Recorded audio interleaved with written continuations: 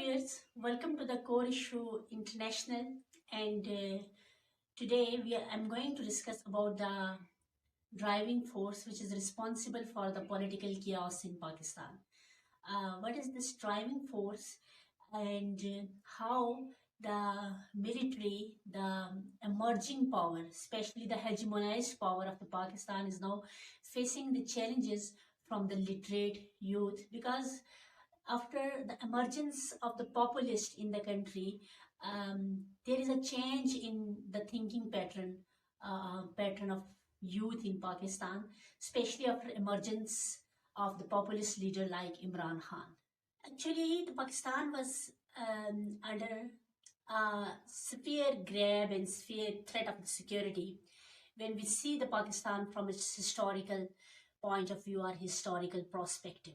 So military always emerged in the Pakistan as the most driving force of the politics in all the sphere of the Pakistan, because the military is presenting itself as the most protecting and secure force of the country. Similarly, under this grab, the military has now created a class conflict in Pakistan.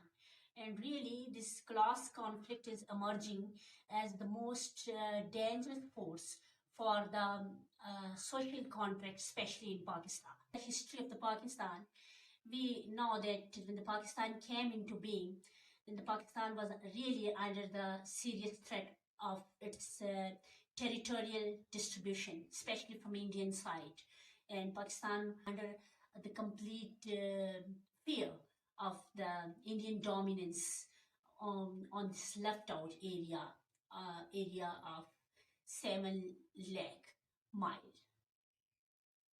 So therefore, the military emerged as the most robust power of the Pakistan, with its lot of responsibilities and with its lot of attention. So that's why all other sectors like economy, like health, education, these sectors faced a severe laggard in Pakistan because of emergence of military.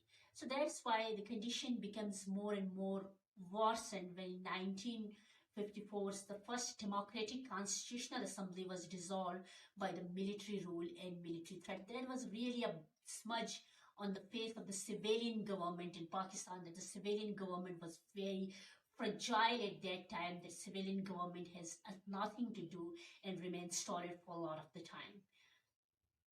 And I'm going to say that the real clash started at that time, and from where the deprived and anti-democratic Pakistani nation remained as a stolid nation, and they were unable to vow about democracy in its real mean and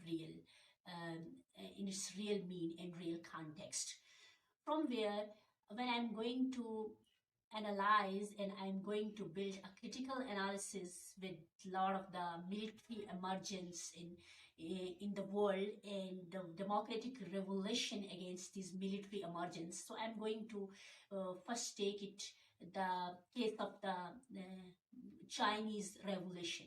Chinese Revolution was basically against of the military and against of the capitalism in China. Because what has happened in the China, because military has created the conflict and military became conflict. So let us just going to compare and build a contrast between the military emergence of China and the military role in Pakistan, that how China brought a revolution against the military and the capitalist role in China, and then the Mao emerged as the supreme power with more and more democratic voices. So same is the case that the military is claiming as the most protective force of the country, because military is considering itself as the backbone of the country, and that's why military has created the class conflicts and the domestic, lot of political and lot of social clashes in Pakistan. But now the situation has completely changed in Pakistan, especially after 5 to 6 years, where military is facing the open backlash from the civilian government and literate youth of the Pakistan. That is, I think, the first step towards the revolution, towards the democratic consolidation in Pakistan. One problem with the people in the Pakistan, that when you are giving some references of the democracy, they are giving some references from the Islamization, that definitely Islam is against of the democracy, although they don't know the real meaning and real reconciliation of the Islam and democracy, that both Islam and democracy are supporting the same thing. Because in Islam, the when Khalifa was elected by the opinion of the people, and they always projected the opinion of people as the first opinion, especially under the Caliph Umar Raziallah. And Caliph Umar Raziallah promoted and projected the people opinion, and he always preferred the people opinion over any class. So that's why we can say that there are the lot of the cons of the democracy, and a lot of pros and cons of democracy. But in Islam, I don't know what is the system of this governance in actual mean. But in Islam, there are a lot of the sentiments of democracy, especially public opinion, especially public participation, especially independence, freedom. And these all things are just a basic tools of democracy prevailed in Islamic governance system too. What type of the lesson the Pakistan is giving to its youth and its new generation? There is a lesson of might is right, the power dominance.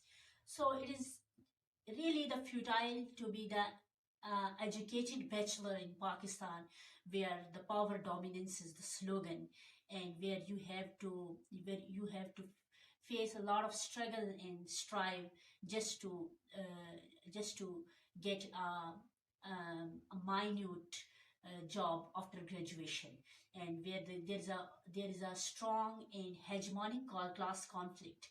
And so Pakistan has to move out of the box, and Pakistan has to move toward the dynamic thinking for the future of its children, for the future of its youngsters. And Pakistan has to consolidate the democracy in its real mean and real context. And at the same time, Pakistan has to start the initiative towards the rehabilitation of the civil institution, so that the civil institution emerge in the states as the robust institution.